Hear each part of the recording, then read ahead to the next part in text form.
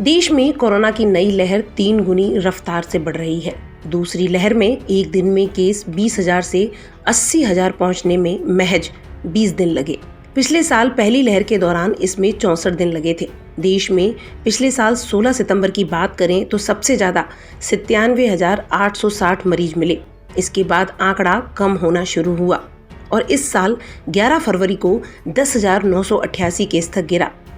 माना जा रहा है कि इसके बाद ही देश में कोरोना की दूसरी लहर शुरू हुई है। इन्फेक्शन रेट भी जहां पिछले साल जून में 5.50% था, वहीं अब ये 6.80% की तेजी से बढ़ रहा है।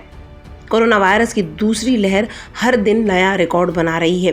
तेजी से बढ़ते संक्रमण के बीच बेंगलुरु के इंडियन इंस्टीट्यूट ऑफ साइंस के एक अनुमान में कहा गया है कि अगर कोरोना का मौजूदा ट्रेंड जारी रहा तो मई के अंत तक कोरोना केसों की संख्या 1.4 करोड़ को पार कर सकती है और इस समय एक्टिव केस करीब 3.2 लाख होंगे।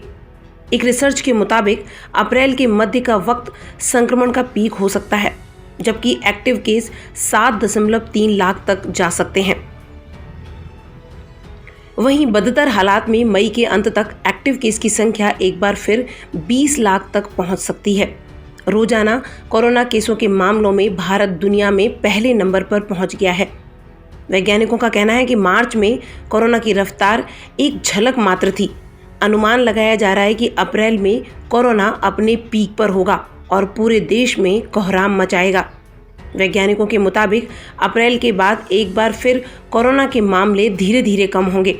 शोधकर्ताओं के मुताबिक अगर सभी लोग कोरोना नियमों का पालन करें, मास्क लगाएं, सोशल डिस्टेंसिंग का ध्यान रखें और ज़्यादा से ज़्यादा संख्या में वैक्सीन लगाएं तो कोरोना के तेजी से बढ़ते आंकड़े को रोका जा सकता है। इसमें बरती गई लापरवाही के चलते ही कोरोना के मामले तेजी से बढ़ रहे हैं।